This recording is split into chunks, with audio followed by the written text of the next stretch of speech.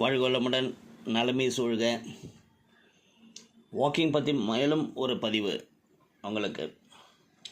Bio clock என்ன ஒன்று நம்ம உடம்புல இருக்கிறது உங்கள் எல்லாருக்கும் தெரியும்னு நினைக்கிறேன். ஒரு எக்ஸாம்பிள் சொல்லலாம். ஆனால் நம்ம வெளியூர் போகணும் என்ன சின்ன வயசுலலாம் நினச்சிக்குவோம். அதாவது பாட்டி வீட்டுக்கு போகிறோம், தாத்தா வீட்டுக்கு போகிறோம், அத்தை வீட்டுக்கு போகிறோங்கும் போது நைட்டெல்லாம் தூக்கமே வராது. அப்படியே தூங்கினா கூட கரெக்டாக அலாரமே இல்லாமல் 4 மணிக்கு எழுந்திருப்போம். பஸ்ஸுக்கு போகணும், சீக்கிரம் கிளம்பணும்னு சொல்லி. அப்படி ஒரு அனுபவம் உங்கள் எல்லாருக்குமே இருக்கும். அதாவது எப்படி சொல்லணும்னா, நம்ம வெளியூர் செல்ல வேண்டும் என்றால் அதிகாலை 4 மணிக்கு அலாரம் செட் பண்ணிவிட்டு தூங்கி விடுவோம். ஆனால் அந்த அலாரம் அடிப்பதுக்கு முன்னே ஒரு 5 நிமிஷம் 10 நிமிஷம் முன்னாடியே கரெக்டாக எழுந்துச்சி உட்காருவோம். அதுக்கு பேர் தாங்க பயோ கிளாக்.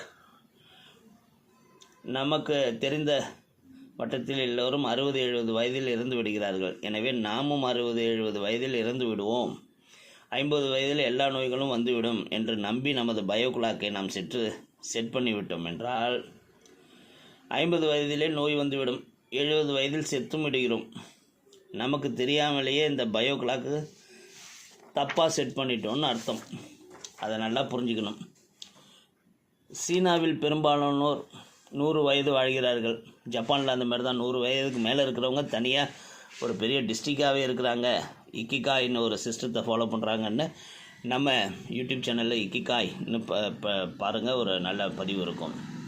அந்த மாதிரி அவங்க பயோ கிளாக்கை எப்படி செட் பண்ணியிருக்கிறாங்க இன்னும் கொஞ்சம் பாருங்கள்.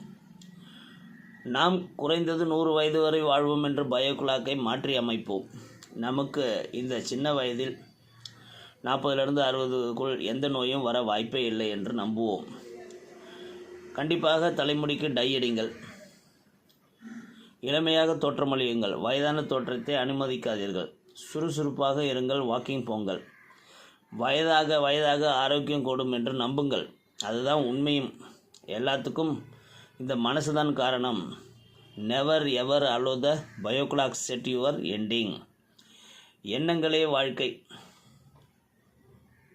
ங்கிறத நம்ம இன்னொரு பதிவில் பார்ப்போம். வாழ்க வளமுடன், நலமே சூழ்க.